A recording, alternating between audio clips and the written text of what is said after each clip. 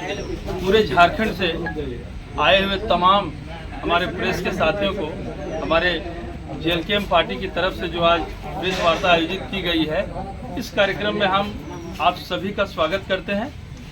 मैं पार्टी के केंद्रीय उपाध्यक्ष के तौर पर मैं आप सभी के बीच में हूं।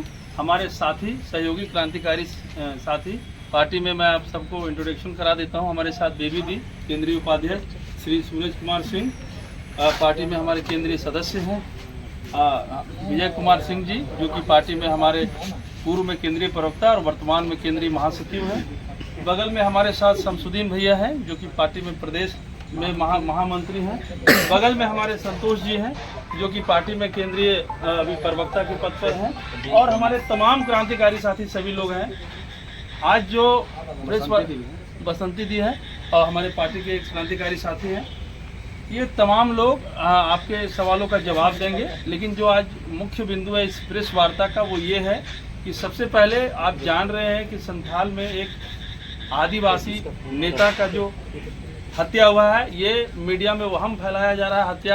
हत्या तो हुआ है, ये सच है, लेकिन जो पूरा झारखंड और जेएलकेएम पार्टी है जो मानती है कि यह उन्होंने हम इस राज्य के लिए शहादत दी है, वो शहीद हुए हैं। सबसे पहला बात। दूसरी बात कि हमारी पार्टी की तरफ से हम लोग ये मांग करते हैं कि सीबीआई जांच हो और जेएलकेएम के साथ साथ तमाम हमारे टाइगर दल तो इस बात को सदन में कल उठाएंगे ही, मानसून सत्र कल से चालू है।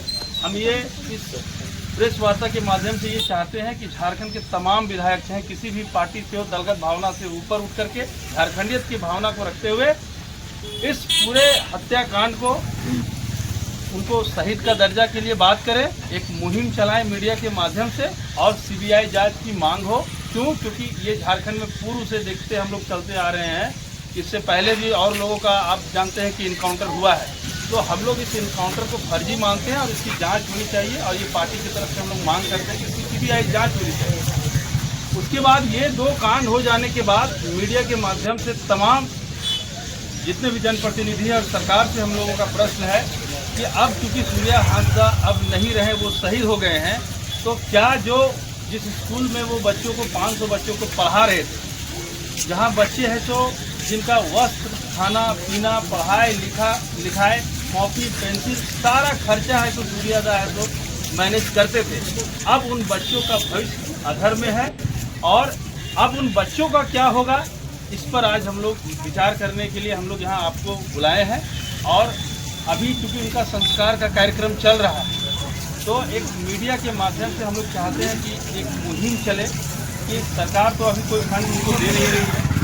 आप लोग के माध्यम से सरकार के ऊपर, वहाँ के वर्तमान सांसद के ऊपर, वर्तमान विधायक के ऊपर, चाहे डीसी हो जो वेलफेयर फंड से उस स्कूल को संरक्षित करना मुख्य उद्देश्य है आज प्रेस वार्ता का, जो उस स्कूल को संरक्षित करना है।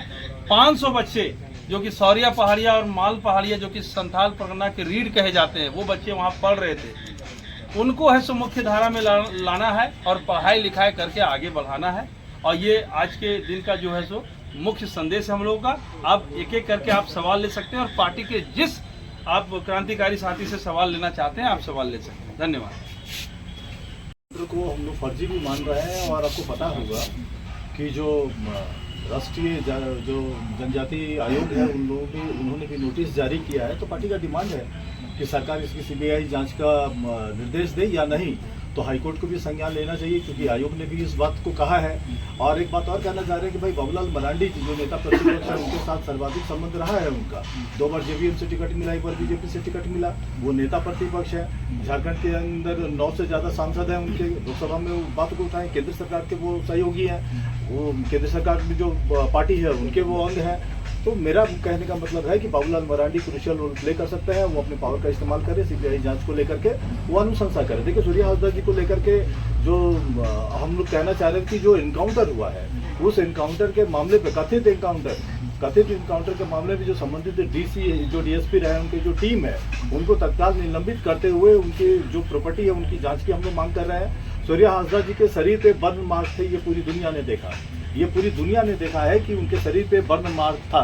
तो इनकाउंटर से पहले किसने उनको टॉर्चर किया और किस परिस्थिति से वो गुजरे हैं, क्योंकि उनके परिवार ने कहा था कि 1 दिन पहले उनको उठाया गया था, तो उसकी जांच होनी चाहिए। उनके विद्यालय जो आवासीय विद्यालय है वहाँ पर 300 से अधिक बच्चे पढ़ रहे हैं। तो उनका जो भरण पोषण है उसको लेकर के सरकार क्या करने जा रही है, इस पर भी उनको विचार करना चाहिए।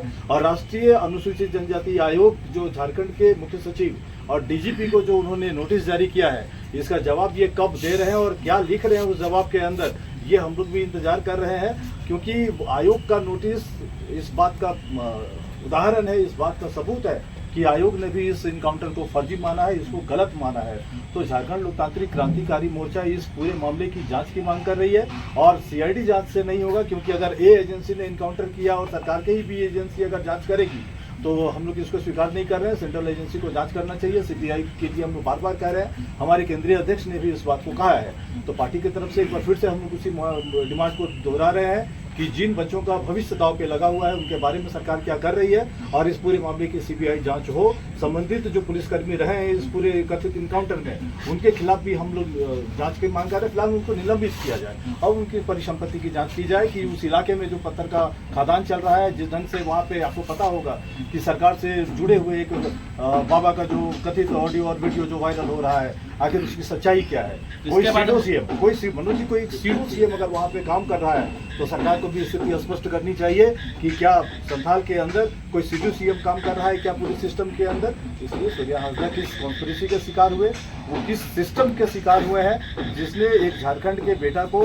शहीद किया, एक झारखंड के बेटा को, और जो राजनीति में जो उभर रहा था उसको उन लोगों ने नेस्तनाबूद करने की जो षड्यंत्र रची है।